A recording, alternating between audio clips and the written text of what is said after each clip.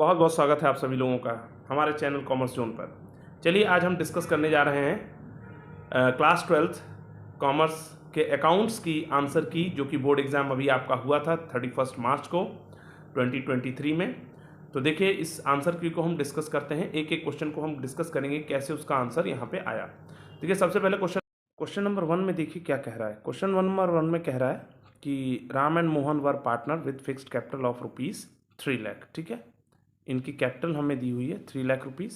ठीक है, अब 3 लाख और राम की है, मोहन की 2 लाख है respectively. As per their partnership deed interest on capital was allowed 10% per annum. Net profit for the year 31 March 2022 was ₹30,000. The amount of interest on capital was credited to each partner's current account for the year ended 31 March 2022 was। तो हमें निकालना है कि interest on capital कितना credit किया जाएगा partners को। तो जरा इसमें ध्यान से देखिएगा। सबसे पहले तो यहाँ पे देखिए जो प्रॉफिट दिया है वो 30,000 है, और हमें साफ साफ दिख रहा है जो 3 लाख है एक पार्टनर की कैपिटल और एक की 2 लाख है। इंटरेस्ट ऑन कैपिटल हमें दिया है 10%, तो 3 लाख का 10% निकालेंगे तो राम की जो इंटरेस्ट ऑन कैपिटल आएगी वो आएगी 30,000। ठीक है, और दूसरा जो पार्टनर है मोहन, उसकी अगर आप इंटरेस्ट ऑन कैपिटल निकालेंगे वो आएगी 20,000। अब इन दोनों के इंटरेस्ट ऑन कैपिटल का जब आप टोटल करोगे तो वो कितना होगा 50,000। ठीक, तो 50,000 हमें इंटरेस्ट ऑन कैपिटल पे करना है, और ये इंटरेस्ट ऑन कैपिटल किससे ज़्यादा है? नेट प्रॉफिट से ज़्यादा है, क्योंकि नेट प्रॉफिट हमारा कितना है 30,000 है। तो देखिए हमने ये पढ़ा था कि अगर हमारा नेट प्रॉफिट से ज़्यादा अप्रोप्रिएशन हो या इंटरेस्ट ऑन कैपिटल ज़्यादा हो तो हम वो पार्टनर को पूरा इंटरेस्ट ऑन कैपिटल नहीं पे करते। उस केस में हम क्या करते हैं, नेट प्रॉफिट को ही इंटरेस्ट ऑन कैपिटल के रेशियो में डिस्ट्रीब्यूट करते हैं। तो इंटरेस्ट ऑन कैपिटल का जब हम रेशियो कैलकुलेट करेंगे तो कितना आएगा 3:2 का रेशियो आएगा। तो 3:2 के रेशियो में हम 30,000 को डिस्ट्रीब्यूट करेंगे राम और मोहन को। तो राम का जो IOC आएगा वो कितना आएगा 30,000 इंटू 3/5, जो हमने रेशियो बनाया था उसके अकॉर्डिंग हम कैलकुलेट कर रहे हैं। तो कितना आ जाएगा 5 1 5 5 6 30। ठीक है, 6 3 18। ठीक है, 18,000 आ गया राम का। तो यहाँ पे देखिए राम का साफ साफ दिख रहा है 30। जो सी ऑप्शन है ये हमारा बिल्कुल करेक्ट ऑप्शन है। तो यहाँ पे जो हमारा आंसर होगा वो सी ऑप्शन होगा। ठीक है, और दूसरा अब हमें कैलकुलेट करने की ज़रूरत है नहीं, क्योंकि 18,000 केवल सी में ही है और मोहन का 12,000 हो जाएगा। ठीक है, तो ये हमारा क्वेश्चन नंबर 1 का आंसर होगा सी। ठीक है, चलिए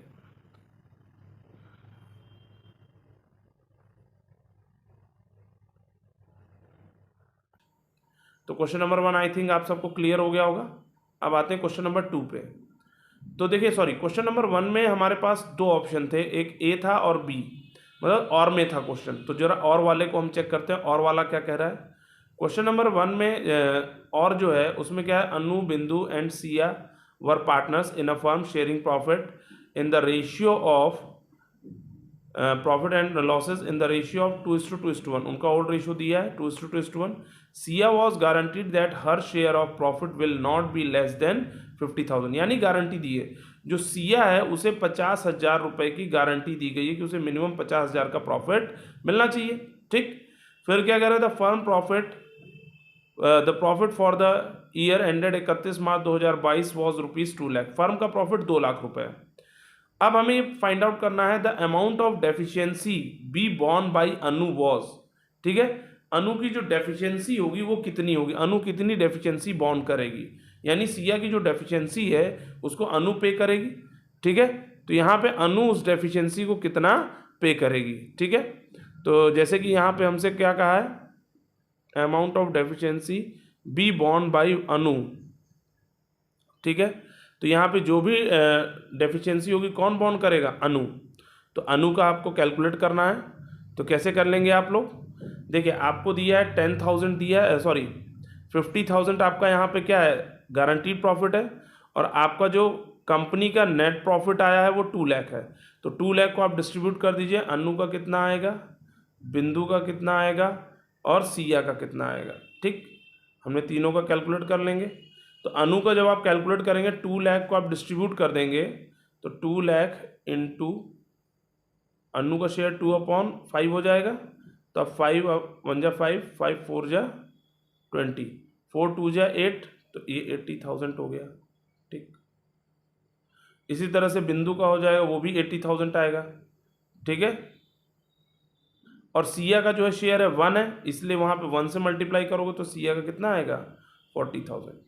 यानी सिया की जो डेफिशिएंसी है वो कितनी होगी, तो सियाज डेफिशिएंसी जो है वो मैं आपको बता रहा हूँ कितनी होगी। गारंटी थी 50,000 की, लेकिन जो उसका प्रॉफिट आया है सिया का वो कितना है 40,000, तो सिया की जो डेफिशिएंसी वो कितनी हो गई 10,000 रुपीज़ की। क्लियर है यहाँ पे? तो यहाँ पे जो सिया की डेफिशिएंसी है वो कितनी है 10,000 की।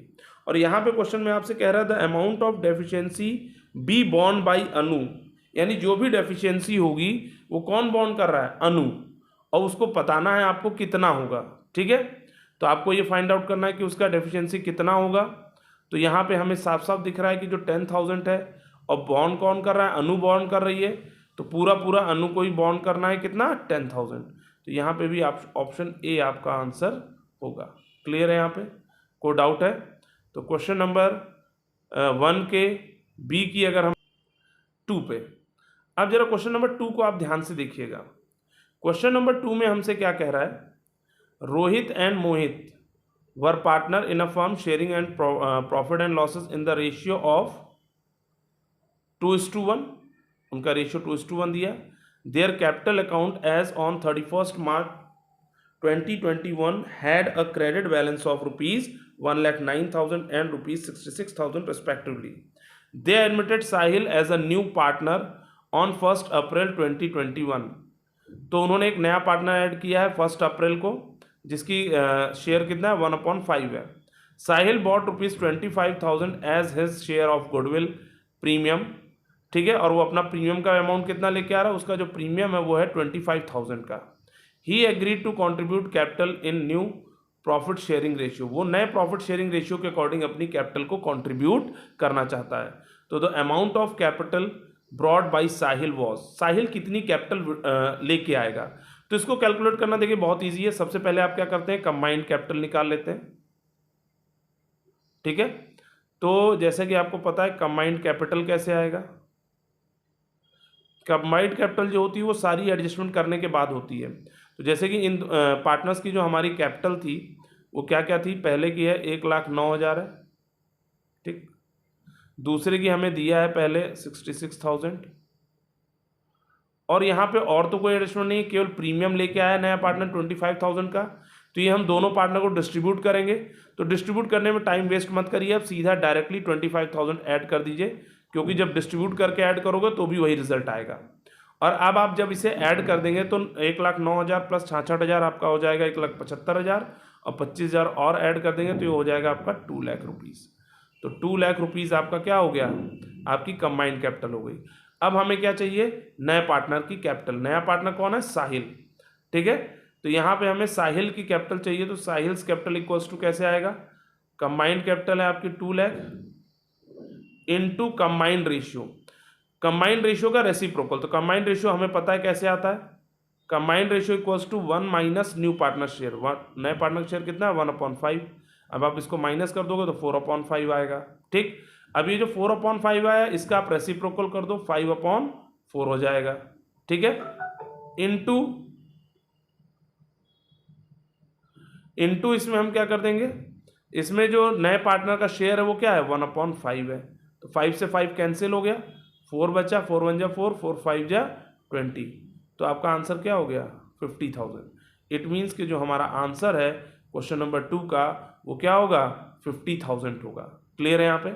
चलिए अब आगे देखते हैं, तो इसको हम यहाँ पे लिख लेते हैं। क्वेश्चन नंबर 2 में हमारा जो आंसर होगा वो क्या होगा, क्वेश्चन नंबर 2 में हमारा आंसर होगा 50,000, जो कि हमारा ऑप्शन क्या है डी। ठीक, चलिए आगे बढ़ते हैं। अब आते हैं हम लोग क्वेश्चन नंबर 3 पे। तो क्वेश्चन नंबर 3 पे जरा देख रहे हैं हम लोग, हमारे पास यहाँ पे भी 2 क्वेश्चन है। क्वेश्चन नंबर 3 में हमें ऑप्शन दिया और में भी एक क्वेश्चन है, तो पहले हम ऊपर वाले को करते हैं। तो देखिए ऊपर क्या कह रहा है, Radhe limited forfeited 500 shares of ₹10 each fully paid up for non payment of final call of ₹3 पर शेयर, यानी ₹3 का कॉल सीनेरियर हुआ यहाँ पे। फिर कंपनी क्या कह रही, 300 ऑफ दीज शेयर्स वर री issued at ₹8 per share as fully paid up, the amount credited to capital reserve amount was. हमें क्या कह रहा है, आपको कह रहा है कि फाइंड आउट करिए कि कैपिटल रिजर्व का अमाउंट कितना होगा। ठीक है, तो हमें कैपिटल रिजर्व का अमाउंट फाइंड आउट करना है। तो उसके लिए बहुत सिंपल सा तरीका है, आप देखिए कितने शेयर री इशू कर रहे हैं, 300 शेयर री इशू कर रहे हैं। तो हम 300 शेयर का सबसे पहले तो हम ये फाइंड आउट कर लें कि हमें 300 शेयर पे गेन कितना हुआ है।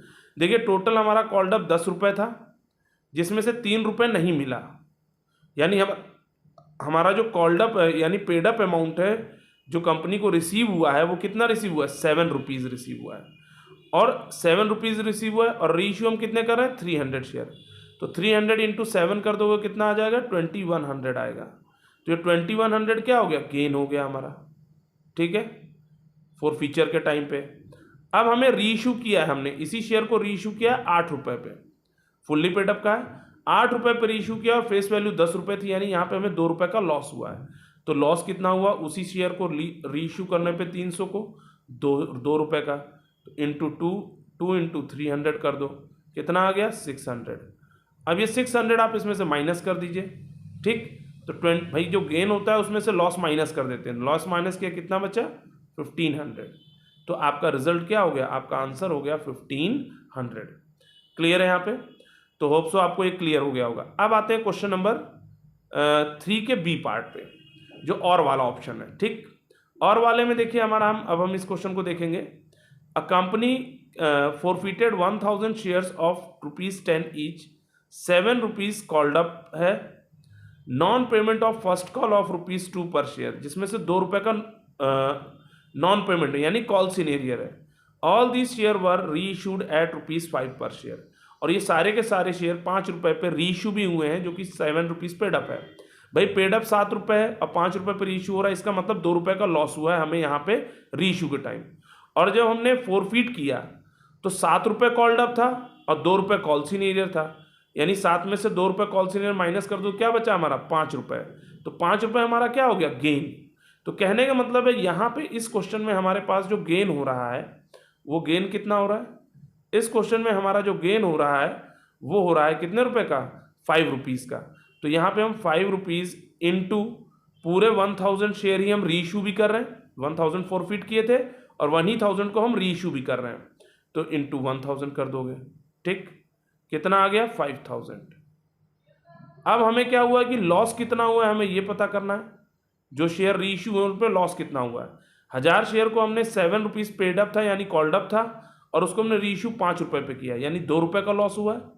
तो ₹2 का लॉस हुआ है इंटू कितने शेयर को हमने री इशू किया था, 1000 को, तो 1000 माइनस कर देंगे लॉस इस पे, तो कितना आएगा loss 2000।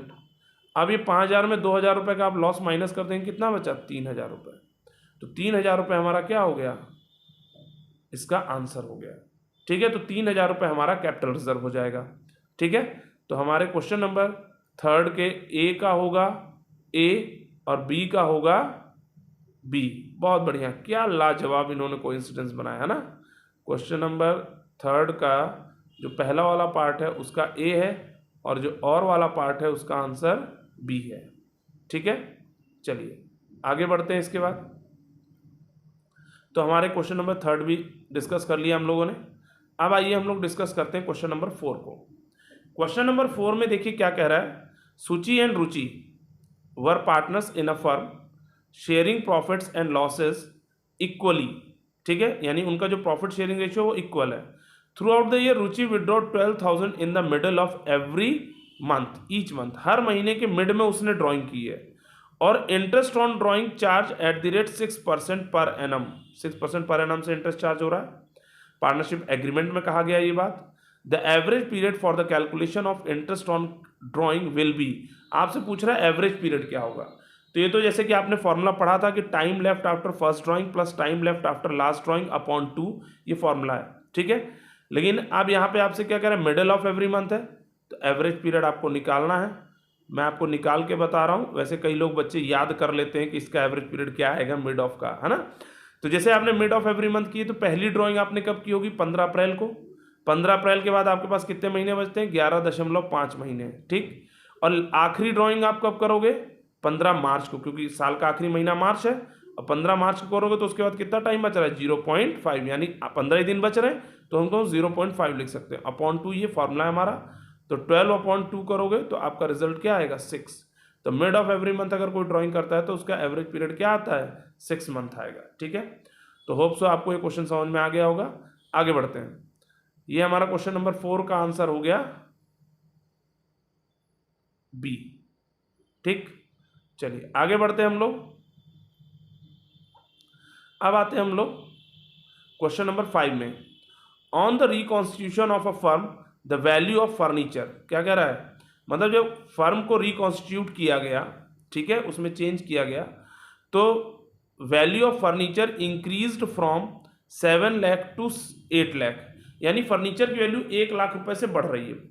And stock reduced to ₹4 lakh from 4 lakh 20,000, यानी जो है आपका स्टॉक की वैल्यू घटी, यानी स्टॉक में हमें 20,000 रुपए का लॉस हुआ है, ठीक है। आ गई बात समझ में? क्या हुआ है? लॉस। और गेन हमें कितने का हो रहा है? गेन हमें हो रहा है किस पे? फर्नीचर पे, क्योंकि फर्नीचर की वैल्यू इंक्रीज हुई है 7 से 8 लाख, तो इस पे 1 लाख रुपए का हमें क्या हो रहा है? गेन हो रहा है। तो अब आपसे पूछा है गेन और लॉस ऑन रिवैल्यूएशन। तो भाई गेन हुआ है 1 लाख का और लॉस हुआ है 20,000 का। तो 1 लाख में से 20,000 लॉस माइनस कर दो, कितना बचा आपका? इसमें पूरा रिवैल्यूएशन बनाने की जरूरत थोड़े है, आप डायरेक्टली इसको सॉल्व कर सकते हैं, ठीक है। तो 80,000 रुपये आपका आ गया। तो आपको यहाँ पे 80,000 रुपये का क्या हो रहा है? गेन हो रहा है, ठीक। क्योंकि गेन 1 लाख था, लॉस 20,000 का था, लॉस माइनस किया तो अभी भी 80,000 का गेन बचा हुआ है। तो हमारा इसका आंसर क्या होगा? ए होगा, ठीक। तो चलिए क्वेश्चन नंबर 5 का आंसर क्या होगा? ए ऑप्शन, ठीक। क्वेश्चन नंबर 5 का आंसर है हमारा ए, ठीक। अब आगे आते हैं हम लोग क्वेश्चन नंबर 6 पे। तो देखिए क्वेश्चन नंबर 6 क्या कह रहा है? Total assets of partnership firm which was dissolved were ₹30 lakh and its total liabilities were ₹6 lakh. Assets were realized 80% and liabilities were settled at 5% less.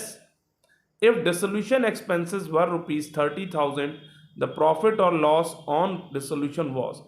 अब हमें क्या पूछ रहा है कि प्रॉफिट और लॉस क्या होगा डिसोल्यूशन का? तो कुछ मत करिए, आप ये जानते हैं कि डेबिट साइड और क्रेडिट साइड दो साइड होते हैं। तो रिवोल्यूशन के डेबिट साइड में कौन सी एंट्रीज आएंगी और क्रेडिट साइड में कौन से अमाउंट जाएंगे वो आप नोट कर लीजिए बस, और टोटल करके माइनस कर लीजिए, आपको आंसर मिल जाएगा। तो चलिए देखिए, जैसे 30 लाख रुपए का एसेट से ये कहाँ जाता है? डेबिट साइड में, तो इसको हमने डेबिट साइड में लिख दिया, ठीक।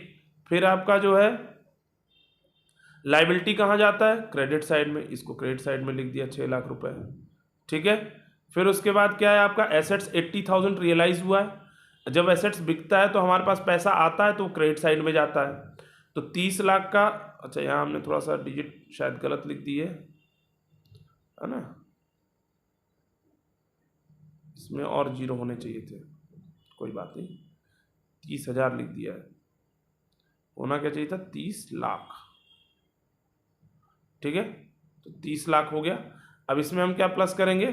30 लाख का 80,000, 80% कितना होगा? 8 त्रिक 24, यानी 24 लाख रुपीस का क्या हो रहा है?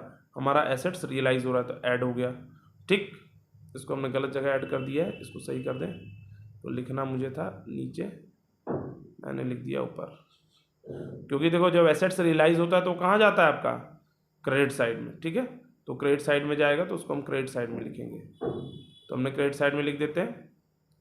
तो क्रेडिट साइड में हम लिखेंगे कितना? 24 लाख रुपए, ठीक। 24 लाख रुपए हमारा क्रेडिट साइड में रियलाइज हो गया।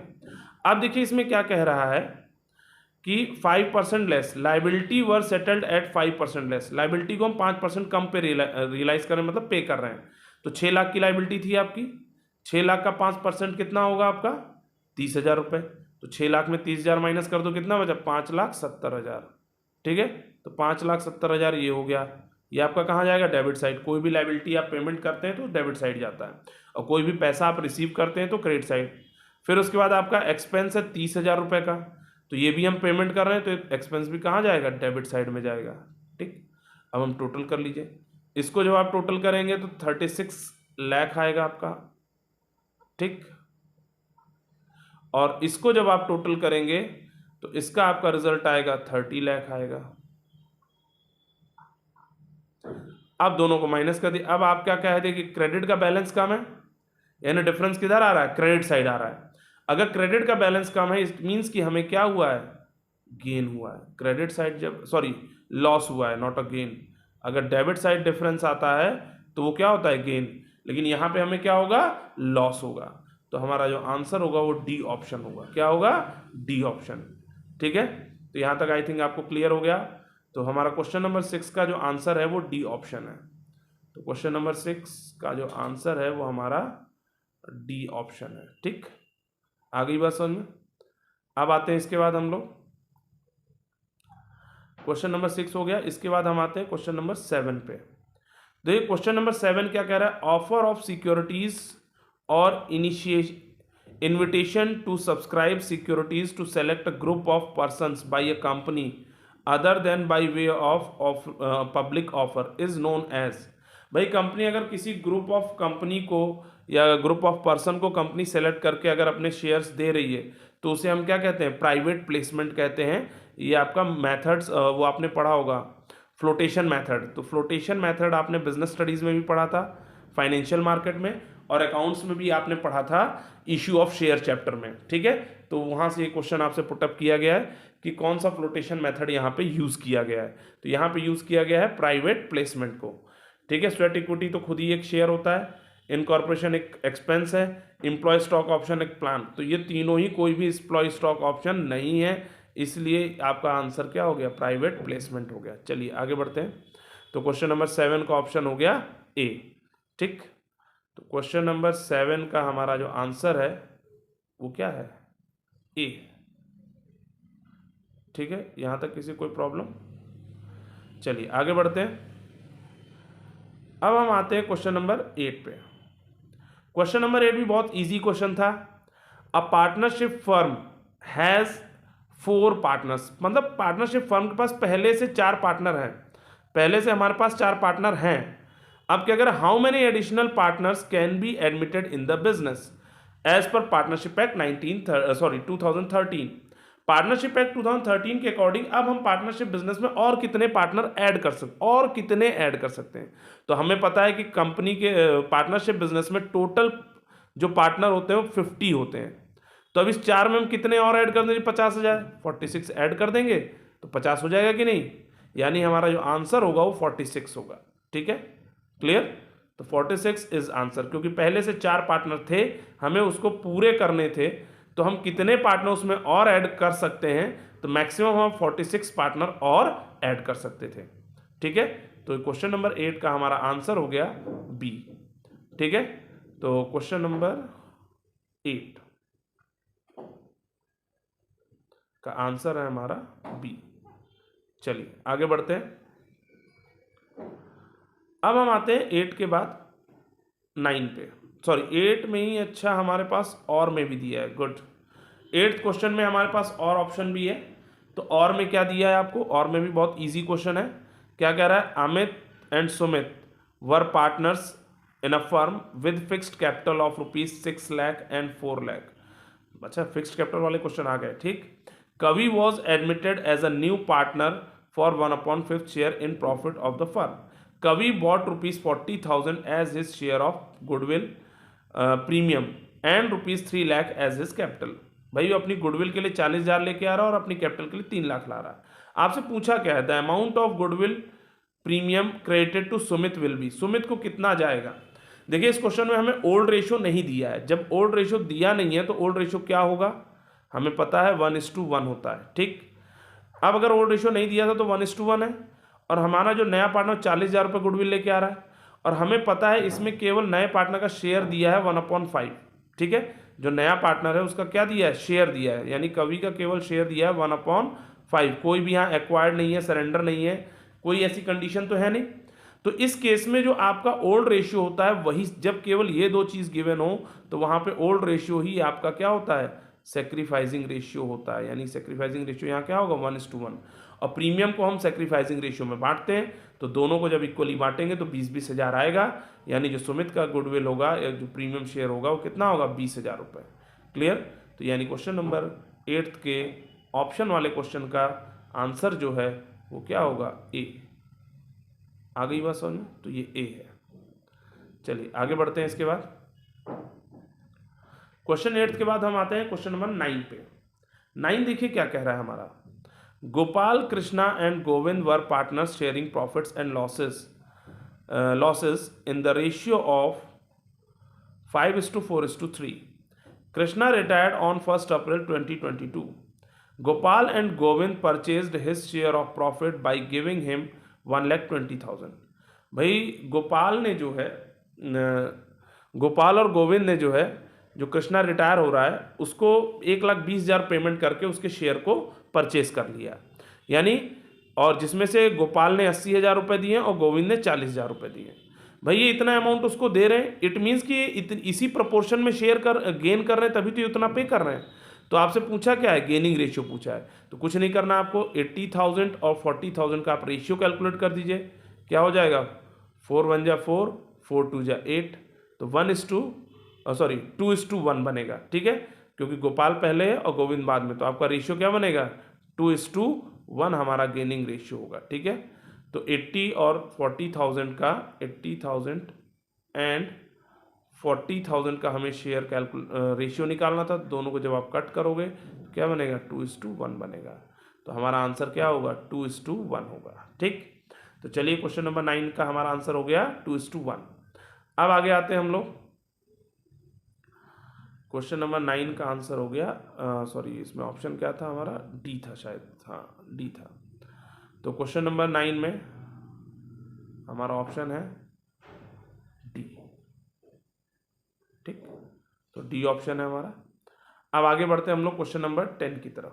ठीक, तो 10 की तरफ आते हैं। तो 10 बहुत सिंपल सा क्वेश्चन, आपसे क्या कहा गया, at the time of forfeiture of shares share capital account is debited with uncalled amount on shares, paid up के अमाउंट ऑफ ऑन शेयर या called up amount on share. देखिए जब भी हम शेयर को फोरफीट करते हैं तो शेयर कैपिटल में हम वही अमाउंट डालते हैं जितना कि कॉल्ड अप हो रहा है। ठीक है, हम बाकी अमाउंट से, हमें अगर जिस शेयर को कॉल ही नहीं किया गया उस कॉल से यहाँ पे कोई मतलब नहीं होता। तो यहाँ पे केवल क्या आता है, कॉल्ड अप अमाउंट आता है। ठीक है, तो इसका आंसर क्या होगा, कॉल्ड अप अमाउंट। तो क्वेश्चन नंबर 10 का आंसर सी होगा।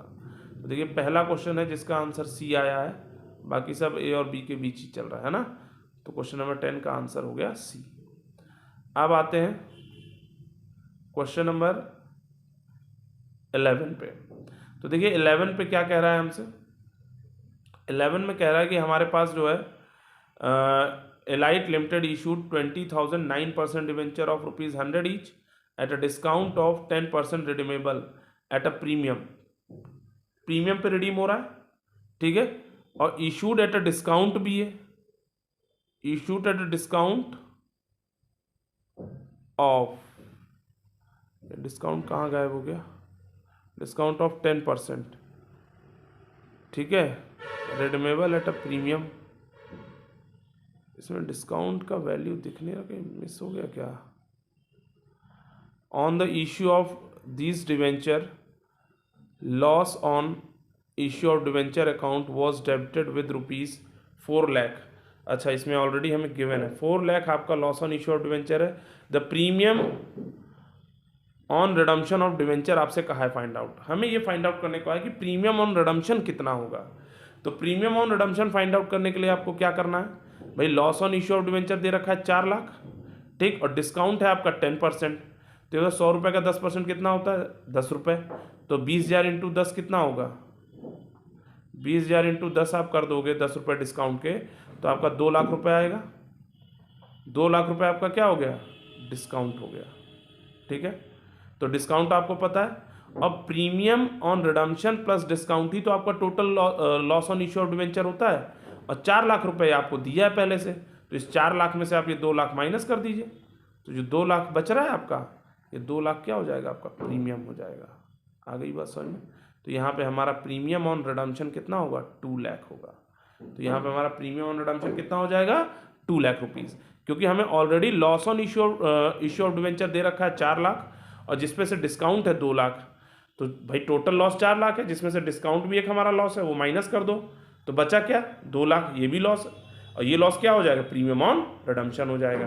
तो प्रीमियम ऑन रिडम्पशन कितना हो गया हमारा 2 लाख रुपए। तो क्वेश्चन नंबर 11 का आंसर क्या हो गया बी। तो क्वेश्चन नंबर 11 का आंसर हो गया हमारा बी।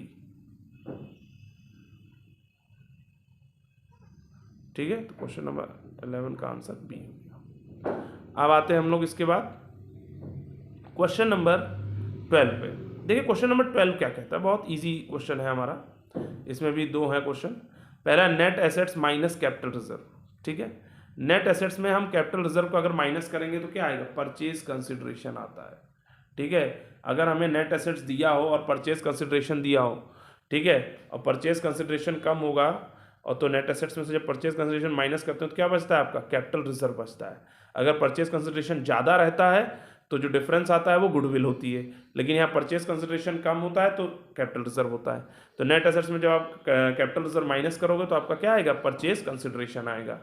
तो क्वेश्चन नंबर 12 का जो फर्स्ट क्वेश्चन है उसका आंसर ए है। ठीक, और दूसरे का भी यही डिस्कस कर लेते हैं। When a company issues shares at a premium, the company can collect security premium along with the following। देखिए अगर कंपनी जो है किसी भी शेयर को प्रीमियम पे इशू करती है तो प्रीमियम कब रिसीव करेगी, एप्लीकेशन पे, अलॉटमेंट पे या कॉल पे, या एनी ऑफ द अबव। भाई यहाँ कुछ स्पेसिफाई नहीं किया, इसका मतलब any of the company can collect. Company किस पे कलेक्ट कर सकती है, तो कंपनी तो किसी पे भी कलेक्ट कर सकती है, एप्लीकेशन पे भी कलेक्ट कर सकती है, अलॉटमेंट पे भी कर सकती है, कॉल मनी पे भी।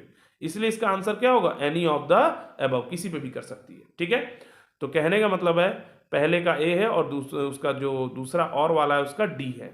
ठीक है, तो क्वेश्चन नंबर 12 ठीक ए है और जो और वाला है उसका आंसर डी है। ठीक, चलिए तो ये हो गया हमारा। इसके बाद हम आते हैं क्वेश्चन नंबर 13 पे। देखिए 13 में क्या कह रहा है हमसे। क्वेश्चन नंबर 13 में कह रहा है on admission of a new partner, ठीक है, old partners share the gain और loss on revaluation of assets and reassessment of liability in which of the following ratio. किस में करेगा, ओल्ड रेशियो में करेगा। ठीक, ये तो हमें पता है कि जब भी कोई भी रिकॉन्स्टिट्यूशन हो या एडमिशन हो या रिटायरमेंट हो या डेथ हो, अगर रिवैल्यूएशन हो रहा है तो वो जो भी वहाँ पर लॉस या गेन आएगा वो हमेशा ओल्ड रेशियो में ही डिस्ट्रीब्यूट होता है, यानी ओल्ड पार्टनर्स को होगा तो ओल्ड रेशियो में ही होगा। ठीक, फिर इसका बी ऑप्शन, इसी का जो ऑप्शन में क्वेश्चन है उसमें क्या कह रहा है, Asha Nisha were partner in a firm sharing profit and losses in the ratio of 3:1। Charu was admitted as a new partner for 1/4 share in the profit of the firm which she acquired equally from Asha and Nisha. The new profit sharing ratio of Asha, Nisha and Charu will be। तो new profit sharing ratio क्या होगा, तो देखिए admission का case है, नया partner admit हो रहा है 1/4 से, ठीक है, और यहाँ पे इक्वली एक्वायर्ड कर रहे हैं आशा एंड निशा। तो जब इक्वली एक्वायर्ड किया उसने दोनों से, आशा और निशा से, तो यहाँ पे हम सबसे पहले क्या निकाल लेते हैं सैक्रिफाइसिंग रेशियो। ठीक है, और सैक्रिफाइसिंग का फॉर्मूला हमें पता है, यहाँ पे जब भी एक्वायर्ड रेशियो दिया होता है तो हम क्या करते हैं new partner share into acquired ratio. तो एक्वायर्ड रेशियो 1 इज इक्वली है तो यानी 1:1, तो हम 1/2 लिख सकते हैं। इसको जब आप मल्टीप्लाई करोगे तो क्या आएगा 1/8 आएगा। और 1/8 सैक्रिफाइसिंग किसका किसका होगा, दोनों का, आशा का भी होगा और निशा का भी। तो दोनों का सैक्रिफाइसिंग क्या होगा 1/8 होगा। अब हमें क्या चाहिए न्यू रेशियो, तो न्यू रेशियो निकाल दो। ठीक, तो न्यू रेशियो अगर हम आशा का निकालते हैं तो क्या हो जाएगा, आशा का ओल्ड रेशियो कितना दिया था हमें 3/4, तो 3/4 माइनस 1/8 उसका आ जाएगा, सैक्रिफाइसिंग है, आपने एलसीएम लिया 8 आया। ठीक, 4 2 जा 8, 2 3 जा 6, माइनस 8 1 जा 1 और ये 1, तो माइनस करने पर क्या आ रहा है 5/8 आ रहा है। ठीक, तो 5/8 आ रहा है, तो जरा देखो यहाँ 5 किसका है, पहले ही दिख रहा है हमें कि जो सी ऑप्शन है इसमें 5 है और कहीं 5 नहीं है पहले, तो अब बाकी का हमें कैलकुलेट करने की जरूरत ही नहीं है, हमें पहले ही से पता चल गया कि 5:1:2, तो यही हमारा आंसर हो जाएगा, क्योंकि बाकी किसी में पहला 5 नहीं है, केवल इसी में, इसका मतलब आंसर यही होगा। तो क्वेश्चन नंबर बी का 13 के बी का सी होगा।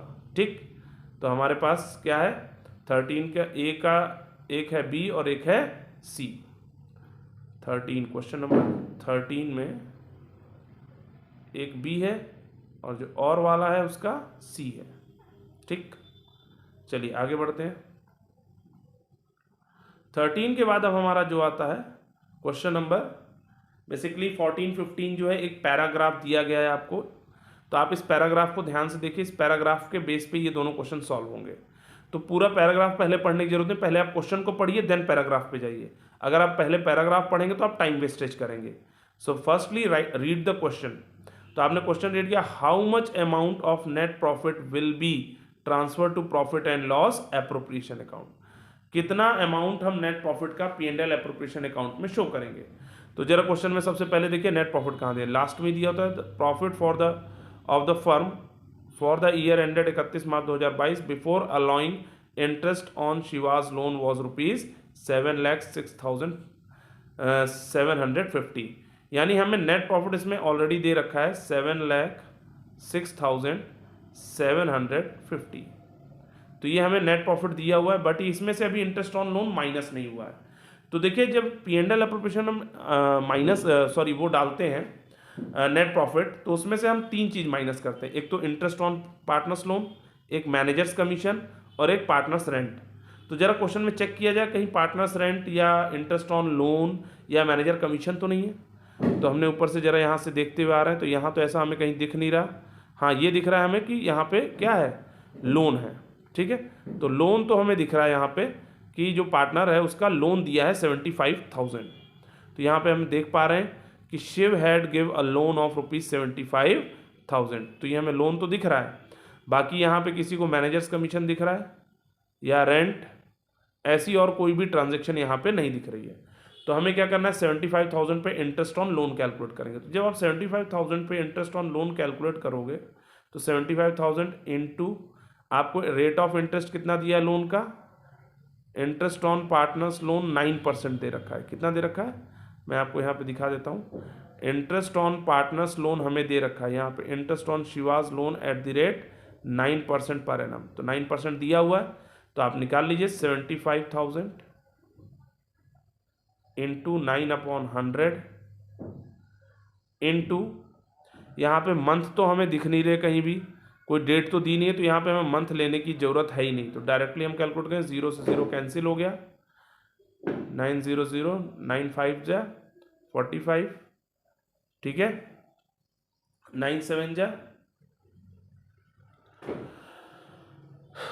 56 56 प्लस, ठीक है, आप ऐड कर दीजिए, सॉरी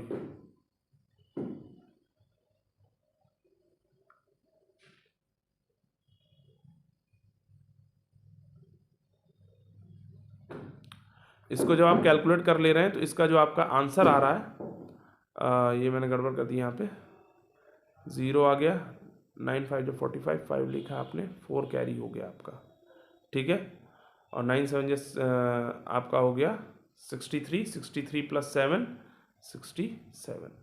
तो ये हमारा क्या आ गया, इंटरेस्ट ऑन लोन आ गया। तो हम क्या करते हैं, जो भी हमारा नेट प्रॉफिट होता है, जैसे यहाँ पे हमें क्या दिया था 7,06,750, तो इसमें से हम इंटरेस्ट ऑन लोन क्या करेंगे, माइनस कर देंगे 6,750, ये माइनस कर देंगे तो आपका जो अब नेट प्रॉफिट बचा वो कितना बचा, 7 लाख। तो 7 लाख इज योर आंसर। तो क्वेश्चन नंबर 14 का जो आंसर आया वो क्या आया, 7 लाख, जो कि नेट प्रॉफिट में ट्रांसफर होगा P&L एप्रोप्रिएशन में। तो क्वेश्चन नंबर 14 का हमारा आंसर आ गया 7 लाख, जो कि ऑप्शन सी है। ठीक, चलिए आगे बढ़ते हैं। इसके बाद क्वेश्चन नंबर 15 पे आते हैं। तो क्वेश्चन नंबर 15 में कह रहा है what will the amount of interest on drying of the partners. ठीक है, तो पार्टनर्स का जो इंटरेस्ट ऑन ड्राइंग है वो कितना होगा। तो इसको कैलकुलेट करने के हम पहले किसी एक पार्टनर का निकालें, उससे हम इजीली आइडेंटिफाई कर पाएंगे कि कहीं हम मिस्टेक कर रहे हैं, उससे हम इजीली पता कर पाएंगे। क्योंकि देखो पहले वाले पार्टनर का चारों का जो है ऑप्शन अलग अलग है, तो चारों का जब अलग अलग है तो कोई भी एक मिल गया हमें आंसर मिल जाएगा। तो सबसे पहले हम देखते हैं ड्राइंग कितनी है। रुद्रा की जो ड्राइंग है 50,000 रुपये, ठीक है, रुद्रा की ड्राइंग कितनी है 50,000 रुपये at the end of each quarter, her quarter के एंड में ड्राइंग कर रहा है, यानी साल में ड्राइंग कितनी करेगा 2 लाख रुपीज़। तो कितना हो गया 2 लाख रुपीज़ की उसने ड्राइंग की, साल में 4 बार, एक क्वार्टर कर रहा है, एक क्वार्टर में 50,000, यानी साल में 4 क्वार्टर होते हैं, तो 4 से मल्टीप्लाई करोगे 2 लाख हो जाएगा। ठीक है, फिर 2 लाख का आपको कितना परसेंट का है interest on drawing, interest on drawing हमें कहा यहाँ पे 12% पर एनम, क्या हो जाएगा 12/100 हो जाएगा। ठीक, फिर उसके बाद इसने हमसे कितना कहा है, इसमें हमें यहाँ पे एवरेज पीरियड क्या होगा भाई, आपसे क्या कहा एंड ऑफ एवरी क्वार्टर। तो जब एंड ऑफ एवरी क्वार्टर होता है तो भाई पहले क्वार्टर के एंड में जब आप ड्राइंग करेंगे तो उसके बाद आपके पास 9 मंथ बचते हैं, क्या बचते हैं 9 मंथ, और लास्ट क्वार्टर आप 31 मार्च को करते हो तो उसके बाद आता है 0/2 यानी 9/2, और जब आप इसे सॉल्व करोगे तो 4.5 आपका आंसर आ जाएगा। ठीक है, तो यहाँ पे आपका आंसर सॉल्व कर लें 4.5/12 हो जाएगा ये।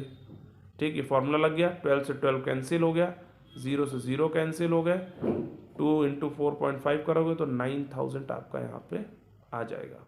तो इंटरेस्ट ऑन ड्राइंग जो रुद्रा है, ठीक है, पहला पार्टनर है, उसका इंटरेस्ट ऑन ड्राइंग 9,000 आ रहा है। तो जरा देखें यहाँ 9,000 किसका है, बी ऑप्शन में। तो देखिए 9,000 रुद्रा में, और कहीं तो लिखा नहीं किसी में, केवल जो बी ऑप्शन है वहाँ पे रुद्रा का इंटरेस्ट ऑन ड्राइंग 9,000 है। तो बाकी 2 पार्टनर का आप कैलकुलेट करने की ज़रूरत नहीं है, यानी हमारा यहाँ ऑप्शन क्या हो जाएगा बी। सो क्वेश्चन नंबर 15 में हमारा जो आंसर होगा वो बी होगा। ठीक है, तो क्वेश्चन नंबर 15 में हमारा आंसर होगा बी। चलिए अब आगे बढ़ते हैं हम लोग, अब आते हैं हम लोग 15 के बाद क्वेश्चन नंबर 16 पे। 16 है हमारा रीजन है, असर्शन एंड रीजन का।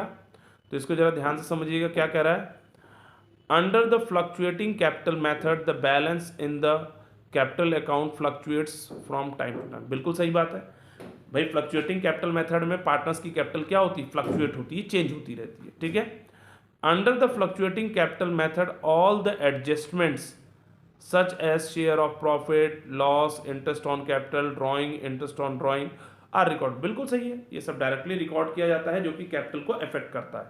तो दोनों ही बातें बिल्कुल सही हैं, असर्शन भी सही है और रीजन भी करेक्ट है और उसका सही एक्सप्लेनेशन भी है, इसलिए हम यहाँ पे इसका जो ऑप्शन होगा वो डी होगा। ठीक है, तो हमारे पास ऑप्शन क्वेश्चन नंबर 16 का डी आंसर। ठीक है, तो हमारे पास जो नेक्स्ट क्वेश्चन है क्वेश्चन नंबर 16, उसका जो आंसर होगा, क्वेश्चन नंबर 16 का आंसर है डी। ठीक, तो डी आंसर हो गया इसका। चलिए अब आगे बढ़ते हैं हम लोग। अब हम क्वेश्चन नंबर आते हैं पार्ट बी में, जो हमारे 4 ऑब्जेक्टिव क्वेश्चन है। ठीक है, तो पार्ट बी के जो 4 ऑब्जेक्टिव क्वेश्चन है उनको हम यहाँ डिस्कस करेंगे। पहला क्या कह रहा है, which of the following is a tool of analysis of financial statement. Financial statement को एनालाइज करने का टूल कौन सा है। देखिए ये statement of profit and loss, ये टूल तो है ही नहीं बिल्कुल, balance sheet is also not a tool, note to account is also not a tool. तो basically ratio analysis is only a tool.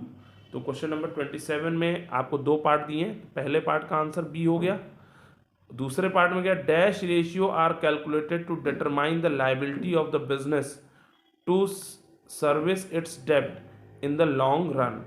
ठीक है, लॉन्ग रन में हम अपने डेब्ट को पे करने के लिए कितना कैपेबल है, ये किससे आइडेंटिफाई किया जा सकता है। तो ये हम सॉल्वेंसी रेशियो से आइडेंटिफाई करते हैं, क्योंकि सॉल्वेंसी रेशियो में ही हम पढ़ते हैं डेब्ट equity ratio, total assets to डेब्ट रेशियो, है ना। तो डेब्ट को कैसे पेमेंट करना है, पेमेंट के लिए हम कितना कैपेबल है, किसके थ्रू फाइंड आउट होता है, सॉल्वेंसी रेशियो के थ्रू। तो यहाँ पे हमारा क्या है 27 क्वेश्चन नंबर है। अच्छा, इसमें आपको ये भी बता दें, जो प्रॉफिटेबिलिटी रेशियो है ये बताता है कंपनी की capability of profit earn, liquidity बताता है शॉर्ट टर्म लायबिलिटी को पे करने के लिए हम कैपेबल है, टर्नओवर बताता है हमारे यूटिलाइजेशन ऑफ रिसोर्सेज को। ठीक है, तो तीनों यहाँ पे ये नहीं होंगे, हमारा क्या होगा, सॉल्वेंसी होगा। तो क्वेश्चन नंबर 27 का पहले का बी और दूसरे का भी बी होगा। तो बहुत बढ़िया, लाजवाब। तो क्वेश्चन नंबर 27 में जो आंसर है पहले का भी बी और जो और वाला है उसका भी बी। ठीक है, तो दोनों का ही हमारा जो रिजल्ट है वो क्या है, बी है। आगे बढ़ते हैं, अब आते हैं 27 के बाद हम आएंगे 28 पे। नेक्स्ट ऑब्जेक्टिव टाइप क्वेश्चन क्या था, the inventory turnover ratio from the following information will be. हमें इन्वेंट्री टर्नओवर रेशियो निकालना है। देखिए हमें रेवेन्यू फ्रॉम ऑपरेशन दिया है 12 लाख रुपए, एवरेज इन्वेंट्री दिया है 2 लाख रुपए और ग्रॉस लॉस दे रखा है 20%। जब हमें ग्रॉस लॉस हमें 20% दिया तो हम ग्रॉस लॉस तो निकाल ही सकते हैं, ठीक है। तो ग्रॉस लॉस कैसे आएगा, 12 लाख का 20% आप कैलकुलेट कर लीजिए। 12 लाख का 20% अगर हम निकालते हैं तो ग्रॉस लॉस हमारा कितना आएगा, 2,40,000। तो 2,40,000 का हमारा क्या हो गया, ग्रॉस लॉस हो गया। अब इस ग्रॉस लॉस से हमें यहाँ जो एवरेज इन्वेंट्री, हमें यहाँ क्या निकालना है, हमें निकालने को कहा है average inventory turnover ratio, sorry inventory turnover ratio. तो इन्वेंट्री टर्नओवर रेशियो का फॉर्मूला क्या होता है, cost of revenue from operation. भाई इन्वेंट्री टर्नओवर रेशियो का जो फॉर्मूला है वो क्या है हमारा, CRFO यानी cost of revenue from operation upon average inventory, ठीक है। तो अब देखिए हमारे पास यहाँ पे cost of revenue from operation निकालना है, तो वो कैसे आएगा, हमें ग्रॉस लॉस तो पता चल गया, हमें सेल पता है, तो CRFO का फॉर्मूला क्या बनेगा, सेल प्लस ग्रॉस लॉस, ठीक है। क्योंकि भाई सेल से CRFO ज़्यादा होगा तभी तो ग्रॉस लॉस आएगा, तो यानी सेल में हम क्या करेंगे, ग्रॉस लॉस को ऐड कर देंगे। तो 12 लाख आपका सेल था, उसमें हमने ग्रॉस लॉस 2,40,000 ऐड कर दिया, ठीक है। तो हमारा जो CRFO आ गया वो कितना है, 14,40,000 आ गया, ठीक। और सेल हमें पता है, तो यहाँ हमारा आंसर क्या होगा, 14,40,000 अपॉन एवरेज इन्वेंट्री हमें पहले से दिया है कितना है, 2 लाख है, ठीक। बस आप इसे सॉल्व कर लीजिए, 0 0 ये कैंसिल हो गए आपके, 4 0 4 0, 2 1 जा 2, 2 7 जा 14, 2 2 जा 4, नीचे एक 0 बचा था इसलिए 7.2, तो 7.2 आपका आंसर होगा। तो यहाँ पे हमारा आंसर क्या हो गया, 7.2। तो क्वेश्चन नंबर 28 का आंसर भी हमारा क्या है, सी है। क्वेश्चन नंबर 28 का जो आंसर है वो क्या है, सी है। अब आते हैं हम लोग नेक्स्ट क्वेश्चन नंबर 28 के बाद हम आएंगे 29 पे। तो देखिए 29 पे भी हमारे पास इसमें ऑप्शन दे रखा है हमें, ठीक। तो पहला ऑप्शन क्या है, ए, दो हैं ए और बी। तो पहला वाला क्या कह रहा है, interest of ₹3,000 received in cash on loan and advances will result इन। देखिए लोन एंड एडवांसेस मतलब कंपनी ने किसी को लोन दिया था या कंपनी ने किसी को एडवांस दिया था, उस पर कंपनी को इंटरेस्ट रिसीव हो रहा है, तो वो क्या होगा, इनफ्लो है आउटफ्लो है ना। तो यहाँ पे क्या क्या, कैश इनफ्लो फ्रॉम इन्वेस्टिंग। भाई ऑपरेटिंग एक्टिविटी तो है नहीं, भाई हमारा बिजनेस या कोई फाइनेंशियल बिजनेस तो है नहीं कि उसका मेन काम यही था, ठीक है। या हमारा कोई क्या नाम है कि ये कैश का फाइनेंसिंग है, तो ये कोई भाई हमने किसी को दे थोड़े रहे इंटरेस्ट, हम तो ले रहे हैं, तो इंटरेस्ट रिसीव करें यानी हमने कहीं इन्वेस्टमेंट किया होगा तो उस पर इंटरेस्ट मिल रहा है। तो ये क्या होगा, cash inflow from investing activity. आ गई बात समझ में, कैश इनफ्लो फ्रॉम क्या हो जाएगा, इन्वेस्टिंग एक्टिविटीज, ठीक है। तो क्वेश्चन नंबर 29 के ए का बी आंसर होगा। फिर आता है हमारा क्या, दूसरा इसमें जो बी है वो क्या कह रहा है, ए का तो हमारा बी हो गया, अब बी में क्या कह रहा है, in case of financial enterprises whose main business is landing and borrowing. मतलब कोई ऐसा बिजनेस जिसका मेन काम क्या है, लोन देना, ठीक है, और इंटरेस्ट पे करना और इंटरेस्ट रिसीव करना उस पर, आर क्लासिफाइड एज, वो किस में आता है, तो वो आता है ऑपरेटिंग एक्टिविटी में। किस एक्टिविटी में कंसीडर होगा, ऑपरेटिंग एक्टिविटी में। जिस कोई भी ऐसा बिजनेस जो कि मेनली काम ही है जिसका लोन देना, लोन लेना और इंटरेस्ट रिसीव करना, इंटरेस्ट पे करना, यही मेन उसका बिजनेस है। कोई भी फाइनेंशियल इंस्टीट्यूशन अगर है तो उसका ये सारी एक्टिविटी, इंटरेस्ट पेड और रिसीव्ड, हमेशा क्या होता है, ऑपरेटिंग एक्टिविटी में आता है। तो इसका आंसर क्या होगा, ए। तो पहले का बी, दूसरे का ए। क्वेश्चन नंबर 29, क्वेश्चन नंबर 29 पहले का बी और दूसरे का ए, ठीक है। तो ये हो गया हमारा क्वेश्चन नंबर 29। अब आते हैं हम लोग क्वेश्चन नंबर 30 पे, ठीक है। तो ये लास्ट क्वेश्चन है जो कि हमारे सेट 1 का, ठीक है। इसके बाद हमने कुछ और क्वेश्चंस लिए हैं जो कि दूसरे सेट्स में चेंज है, ठीक है। बाकी तो सारे क्वेश्चन लगभग चेंज सेम है, लेकिन कुछ क्वेश्चंस हैं जो चेंज हैं, तो उनको भी हमने डिस्कस किया है। तो पहले हम इसको देखते हैं क्वेश्चन नंबर 30 के, अगर विच of the following transaction will not result in cash flow, flow of cash, मतलब कौन सी ऐसी ट्रांजेक्शन जिससे flow of cash not flow of cash, जिसमें फ्लो ऑफ कैश नहीं है, will not result in flow of cash, जिसमें flow of cash नहीं हो रहा। तो फ्लो ऑफ कैश किसमें नहीं हो रहा? कैश विड्रॉन फ्रॉम बैंक ₹7,000, हमने कैश बैंक से विड्रॉ किया है, तो ये कहीं भी कैश का फ्लो नहीं है। हमारे अकाउंट से पैसा हम निकाल के अपने पास ले आए, हमने किसी आउटसाइडर को ना दिया है ना किसी से लिया है, तो जब कुछ नहीं किया तो ये क्या हो गया? No flow. तो यहाँ पे कैश का कोई फ्लो नहीं हो रहा। भाई हम शेयर इशू करते हैं तो पैसा आता है हमारे पास, ये इनफ्लो है, तो ये हो नहीं सकता। हम परचेज ऑफ इन्वेस्टमेंट करते हैं तो ये भी हमारा कैश का आउटफ्लो होता है। पेमेंट ऑफ वेजेस करते हैं तो ये भी कैश का आउटफ्लो होता है, तो ये तो हमारा हो ही नहीं सकता। तो यहाँ पे कोई भी कैश का मूवमेंट नहीं हो रहा है बिजनेस से, इसलिए हमारा ये आंसर होगा। इसमें पूछा गया not result flow of cash, मतलब कौन सी ऐसी ट्रांजेक्शन जिससे कैश का फ्लो नहीं हो रहा है बिजनेस में। ठीक, तो क्वेश्चन नंबर 30 का ए। क्वेश्चन नंबर 30 का ए। तो सेट ए के अकॉर्डिंग, सेट 1 के अकॉर्डिंग हमने सारे आंसर लिख लिए। अब चलिए हम उन क्वेश्चंस को डिस्कस करते हैं जो कि दूसरे सेट्स में अलग है। जैसे इसमें पहला क्वेश्चन आप देख रहे हैं, अभय रवि वाला आपने पहले सेट में देखा था, उसमें क्या दिया था कि ड्राइंग तो की गई थी 6,000 रुपये in the beginning of every month, लेकिन यहाँ बिगिनिंग लिखा है, ठीक है, वहाँ लिखा था मिडिल ऑफ एवरी मंथ। क्या लिखा था? मिड ऑफ एवरी मंथ, ठीक है। और ऐसा ही ये दूसरे जो सेट हैं उनमें आया है एंड ऑफ एवरी मंथ। तो देखो, अगर आपके सेट में बिगिनिंग ऑफ एवरी मंथ है तो एवरेज पीरियड क्या होगा? तब आपका एवरेज पीरियड क्या होगा भाई? पहली ड्राइंग के बाद आपके पास टोटल 12 महीने बचते हैं, और आखिरी ड्राइंग आप हर महीने की बिगिनिंग में कर रहे हैं, यानी 1 तारीख को करेंगे, तो आखिरी ड्राइंग आप 1 मार्च को करेंगे, तो उसके बाद 1 महीने बचेगा, अपॉन 2 करोगे तो क्या होगा? 13/2 होगा, जिसका आंसर 6.5 आएगा। यानी हम इसको क्या लिख सकते हैं? 6.5 मंथ। ठीक है, तो ये आंसर हमारा बिल्कुल सही है। और कई जगह क्वेश्चन में आपको बिगिनिंग की जगह, जो दूसरा तीसरा सेट है उस सेट में बिगिनिंग की जगह क्या लिख दिया? एंड। तो एंड ऑफ अगर एवरी मंथ है तो आपका आंसर क्या हो जाएगा? अगर यहाँ बिगिनिंग की जगह एंड होता तो क्या होता? आपकी पहली ड्राइंग के बाद 11 महीने बचते, क्योंकि आप हर महीने के एंड में कर रहे हैं। तो पहली ड्राइंग आप 30 अप्रैल को करेंगे, और 30 अप्रैल के बाद कितने महीने बचते हैं? 11 महीने, प्लस आखिरी ड्राइंग आप 31 मार्च को करेंगे, तो उसके बाद 0 महीना बचेगा, अपॉन 2, 11/2 करोगे तो आपका आंसर क्या आ जाएगा? 5.5 आ जाएगा। ठीक है, तो ये तीनों सेट में ये क्वेश्चन अलग था। पहले वाले में था आपका मिडिल, दूसरे में बिगिनिंग है, और सेट 3 में यही क्या है? एंड ऑफ एवरी मंथ है। तो सेट 3 के अकॉर्डिंग आंसर 5.5 है, और सेट 2 के अकॉर्डिंग 6.5 है, और सेट 1 के अकॉर्डिंग 6 है आंसर। ठीक है, चलिए आगे बढ़ते हैं अब हम लोग। क्वेश्चन नंबर नेक्स्ट ये क्या है? देखिए, ये वाला भी क्वेश्चन चेंज है आपका। ठीक, इस क्वेश्चन में क्या कहता है? कह रहा है कि on reconstitution of a firm the value of machinery was depreciated by 1 lakh. एक मशीन की वैल्यू है जो 1 लाख रुपए से डेप्रिशिएट हो रही है।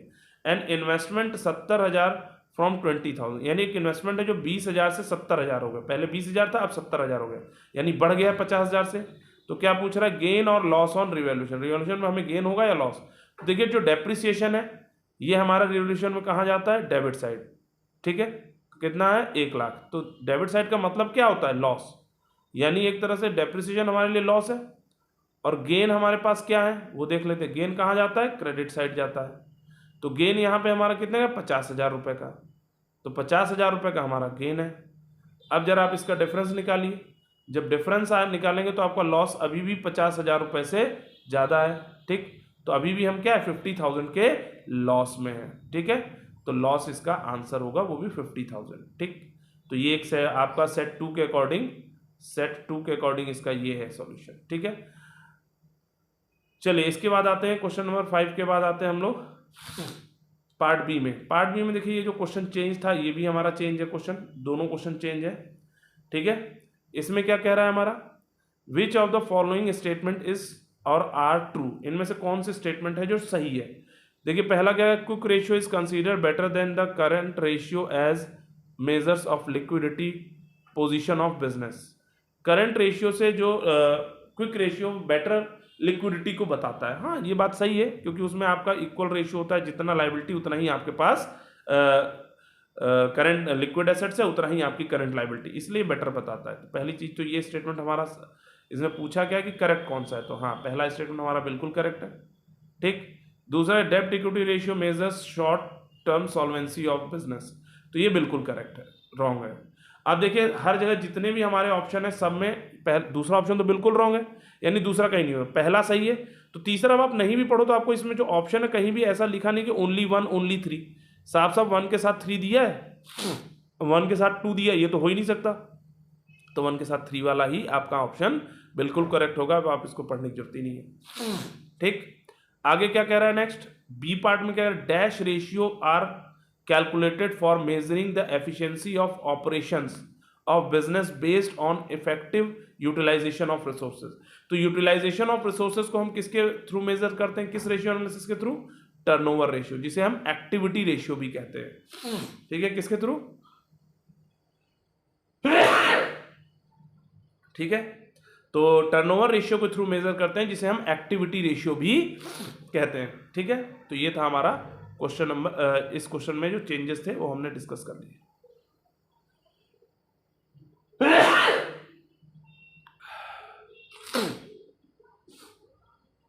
अच्छा, ये क्वेश्चन हम पहले भी डिस्कस कर चुके हैं तो इसको हम डिस्कस नहीं करेंगे दोबारा। इसके बाद नेक्स्ट है हमारा, which of the following transaction will result in to flow of cash. ठीक है, इसमें कौन सी ऐसी ट्रांजेक्शन है जो फ्लो ऑफ कैश को बताती है, कैश का फ्लो बताती है। ठीक है, तो पहला डिपॉजिटेड 40,000 इनटू बैंक, ये तो नो फ्लो है बिल्कुल। विड्रॉ फ्रॉम बैंक, ये भी नो फ्लो है। अब देखिए short term marketable security 25,000 at par, तो शॉर्ट टर्म सिक्योरिटीज वैसे भी मार्केटेबल सिक्योरिटी आपका कैश एंड कैश इक्विवेलेंट में आता है। ठीक है, तो उसका यहाँ पे कोई रोल नहीं है। तो बचा क्या आपका, sold machinery book value of ₹50,000 at a gain of ₹10,000। तो हमने जो मशीन बेची उस पर क्या हो रहा है, हमारा फ्लो हो रहा है कि नहीं कैश का, तो यहाँ पे हमारे पास कैश का फ्लो हो रहा है, तो ये हमारा आंसर डी होगा। ठीक, तो यहाँ पे अब आपके साथ हमने सारे ऑब्जेक्टिव क्वेश्चन आपके साथ डिस्कस कर दिए। तो बेसिकली बच्चे ऑब्जेक्टिव क्वेश्चंस में प्रॉब्लम आती है उनको, तो इसीलिए मैंने सारे ऑब्जेक्टिव क्वेश्चन आपको डिस्कस कर दिए हैं। अगर आपको वीडियो पसंद आए तो प्लीज़ लाइक करें, शेयर करें, सब्सक्राइब करें, ज़्यादातर लोगों तक पहुँचाएँ। So bye bye, tata and have a nice day.